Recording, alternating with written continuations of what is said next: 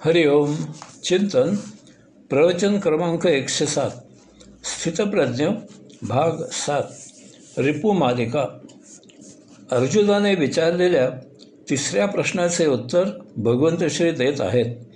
तिसरा प्रश्न आहे, स्थितप्रज्ञ बसतो कसा, म्हणजे स्थितप्रज्ञ संसारात वावर कसा करतो, समाजात व्यवहार कसा करतो हे विचारले आहे.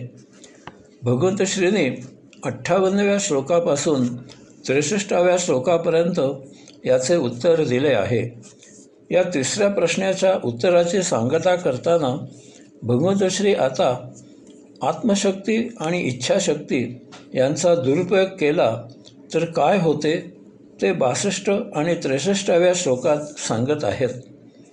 ध्यायतो विषयांपुस संगस्ते क्षुपजायते, संगात संजायते काम, कामात क्रोधाभिजायते, क्रोधात भवति सम्मोहा, सम्मोहात स्मृतिविभ्रमः, स्मृतिभ्रंशात बुद्धिनाशो, बुद्धिनाशात प्रणश्यति. विषयाचे चिंतन केल्यामुळे त्याची आसक्ती निर्माण होते.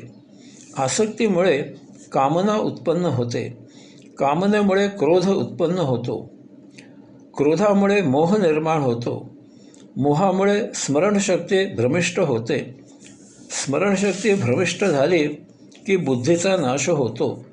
बुद्धीचा नाश झाला की अधःपतन होते. 1. ध्यायतो विषयांपुस संगस्ते क्षुपजायते. विषयाचे चिंतन केल्यामुळे त्याची आसक्ती निर्माण होते.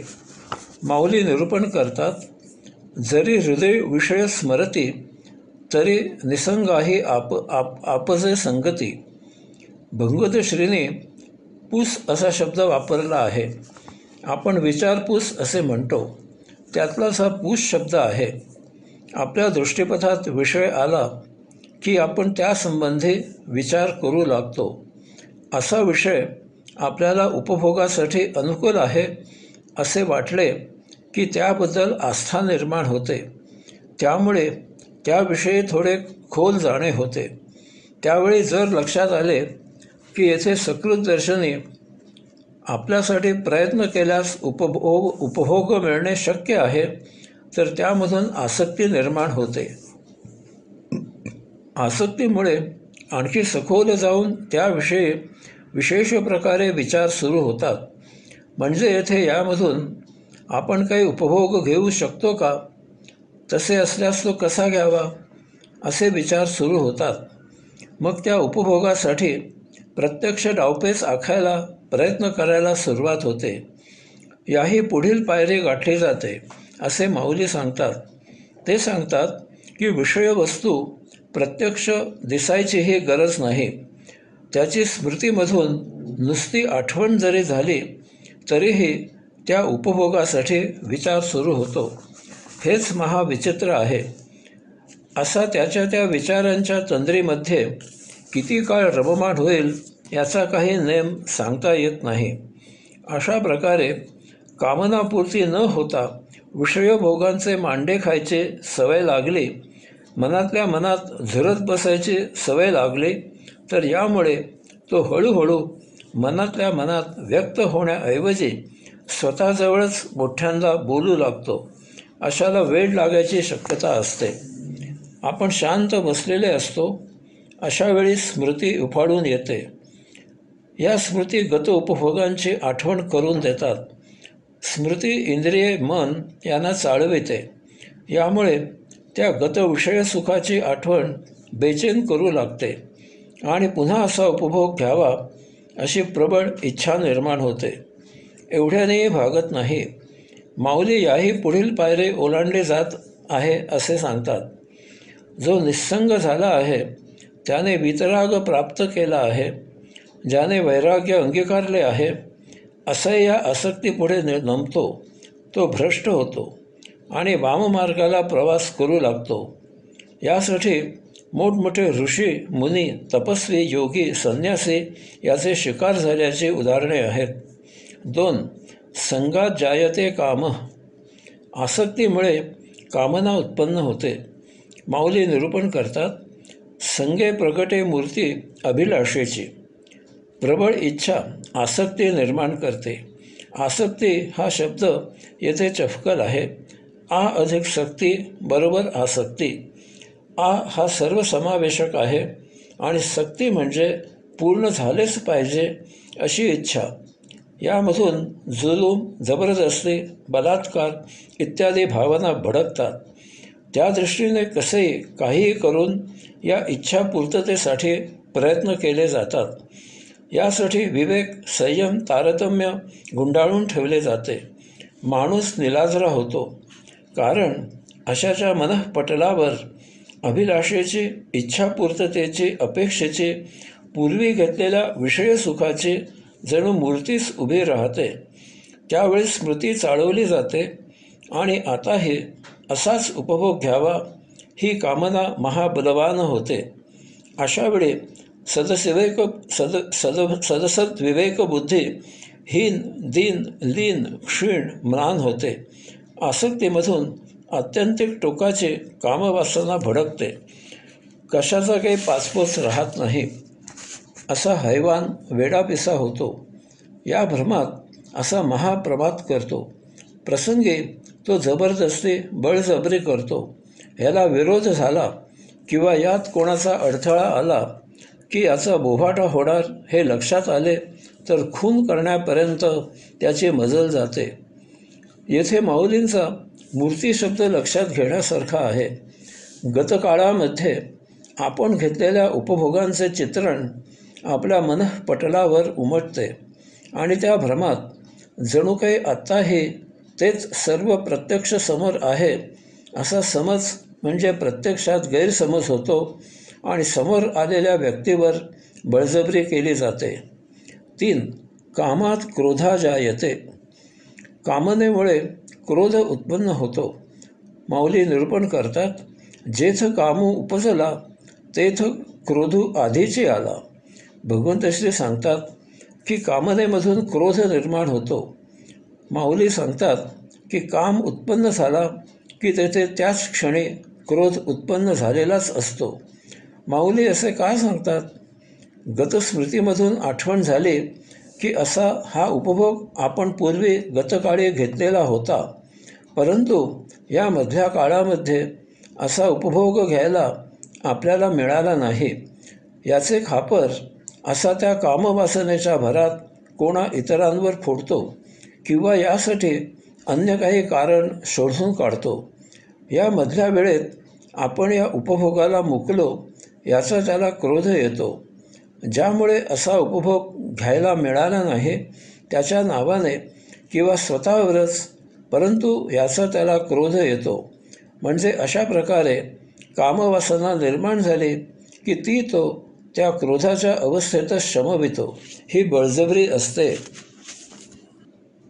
माझ्या वाचनात अशी एक घटना आहे. अगदी थोडक्यात सांगतो. महाविद्यालयात एका तरुणाची एकतर्फी प्रेयसी होती. पुढे दुर्दैवाने त्या तरुणीचे लग्न त्याच्या गावामधील मुलाशी झाले. त्याने गावी तिच्या गळ्यात मंगळसूत्र पाहिले. त्याचा क्रोधाचा पारा चढला.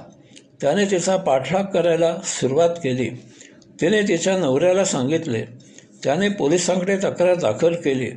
त्या तरुणाला पोलिसांकडून तंबी मिळाली, परंतु याचा क्रोध आणखीनच वाढला. एके दिवशी संधी साधून त्याने तिला ठार मारले.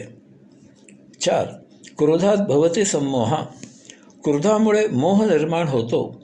माऊली निरूपण करतात, क्रोधी असे ठेविला संमोह जाणे. माऊलींनी निरूपण करताना संमोह म्हणजे संमोहन असा फार सुरेख शब्द वापरला आहे. असा कामवासनेने क्रोधित झालेला संमोहित होतो. संमोहन म्हणजे हिप्नॉटिझम. अशाला अन्य कोणी संमोहित करत नाहीत, तर त्याची कामवासना आणि त्यामुळे निर्माण झालेला क्रोध हेच दोघे त्याला संमोहित करतात. हे दोन रिपू त्याला झपाटतात आणि तो त्या कामक्रोधाच्या आहारी जाऊन करू नये असा अपराध, गुन्हा, निंदकृत्य करतो. कोणी एखाद्याला संमोहित म्हणजे हिप्नॉटाईज केले की तो जसे सांगेल तसे करतो. आमच्या गावाला त्या काळी एका टोकाला एक घर होते. तेथे पाळत ठेवून एक बैरागी दुपारी भिक्षा मागायला गेला. काकू बिचाऱ्या अन्नदान करण्यात पुण्याईच्या कल्पनेने त्याला जेवण देऊ लागल्या. त्यावेळी त्याने त्यांना सभ्यपणाने बोलून भुरळ घातली आणि काकूंना आणि त्यांच्या मुलाला संमोहित केले आणि त्यांच्या घरामधील मौल्यवान चीजवस्तू घेऊन पळाला. पुढे काकूंना भानावर यायला बरेच तास लागले. पुढे कसून चौकशी केली असता त्याने गुंगी येणारे औषध वगैरे वापरले नव्हते, तर त्याने त्या दोघांना हिप्नॉटाईज केले होते असे लक्षात आले. माझ्या गावी परशुरामच्या मराठी शाळेच्या मदतीसाठी त्या काळी सुप्रसिद्ध असलेल्या जादूगार रघुवीर यांचा जादूचा प्रयोग माझ्या मोठ्या चुलत भावाने आयोजित केला होता. त्यावेळी ते घरी आलेले असताना त्यांना हिप्नॉटिझमच्या प्रयोगाबद्दल विचारले असता त्यांनी सांगितले की हे एक शास्त्र आहे. ते कमकुवत मनाच्या माणसावर प्रभावी होते. ते त्यांच्या शिष्यांना हिप्नॉटिझमचे शास्त्र शिकवत असत. बहुतांशी माणसे समोरचा जे बोलत असतो त्याला मानेने किंवा मुखाने होकार देत असतात. याचा अर्थ त्याचे बोलणे त्यांना पटलेले असतेच असे नाही, परंतु त्यांचे मन कमकुवत असते. ते त्यावेळी भारावून जातात. कोणी बोलत असताना त्याच्याशी नकारात्मक कसे वागायचे अशी त्यांना भीड पडते. हा स्वभावच असतो. हे कमकुवत मनामुळे असे होते असे लोक हेरून त्यांना फसविले जाते. याचप्रमाणे काम आणि क्रोध यांच्या प्रभावाने संमोहित झालेले हे दोन रिपू जशी प्रेरणा देतात तसे त्यावेळी प्रत्यक्ष वागायला सुरुवात करतात. जीवात्मा हतबल होतो. ज्यावेळी काम शमन होते त्यावेळी क्रोधही शांत होतो. त्यावेळी त्यांचा प्रभावही नष्ट होतो आणि मग अशाला त्यामधून भान येते, परंतु त्याआधी प्रमाद घडून गेलेला असतो. नंतर असा ओशाळतो, चूक मान्य करतो. 5. संमोहात स्मृतिविभ्रम. संमोहामुळे स्मरणशक्ती भ्रमिष्ट होते. माऊली निरूपण करतात, संमोहा झाली या व्यक्ती तरी नाशू पावे स्मृती. संमोहित झाल्यामुळे स्मृती नाश पावते. संमोहित झाल्यावर आपण कोण आहोत, आपण कोठे आहोत, आजूबाजूला कोण आहेत वगैरे काहीही कळत नाही. हळूहळू स्वतःची ओळख, नाव, गाव हेही स्मरत नाही. अशात एखादा तंद्रीमध्ये घरापासून गावापासून दूर जातो. तेथे लोक विचारतात, परंतु त्याला काहीही सांगता येत नाही. कोणी हरवल्याची बातमी फोटोसह आपल्याला वर्तमानपत्रात वाचायला मिळते. दुर्दैवाने असा कामवासनेने झपाटलेला असला तर समोर कोण आहे याची स्मृती त्याला नसते. असे वेडेपिसे त्यांच्या त्या आसक्त झालेल्या कामनेच्या पूर्ततेसाठी नाती गुंडाळून ठेवतात. म्हणून आपल्याला बातम्या वाचायला मिळतात. आजोबा नात, भाऊ बहीण, बाप मुलगी, मुलगा आई, अन्य नाती असा बलात्कार झालेला असतो. 6. स्मृतिभ्रंशात बुद्धिनाशो. स्मरणशक्ती भ्रमिष्ट झाली की बुद्धीचा नाश होतो. माऊली निरूपण करतात, जैसे जात्यांध्या पाळणे पावे, मग ते काकुळती सैर धावे, तैसे बुद्धीसी होती भवे धनुर्धरा. जसा जन्मांध असलेला पळापळीत सापडला की तो दिशाहीन सैरावैरा पळू लागतो, तसा बुद्धीला भ्रांती झालेला वावर करू लागतो. त्याला काहीही समजेनासे होते, असे असंबद्ध बोलू लागतात. लोकच काय तर घरचे यांना टाळू लागतात. त्यामुळे तर हे आणखीनच विचित्र होतात. असे कुठेही विधी करू लागतात. घरचे कंटाळतात. ज्यांना शक्य असते ते अशांचा स्मृतिभ्रंश झालेल्यांसाठी असलेल्या हॉस्पिटलमध्ये भरती करतात. काहीजण यांची शुश्रूषा करायला दायी ठेवतात. हेही शक्य नसते तेथे अशांचे हाल होतात. घरचे वैतागतात. आपापसात उणीदुणी काढली जातात. लाखोली वाहिली जाते. मारपीट होते आणि एक दिवस अशांना बेवारस म्हणून घरापासून दूर कुठेतरी सोडून देतात. बुद्धिनाशामुळे ते त्यांची ओळख सांगू शकत नाहीत. असे आपण भिकारी म्हणून वावर करताना पाहतो. 7. बुद्धिनाशात प्रणश्यते. बुद्धीचा नाश झाला की अधःपतन होते.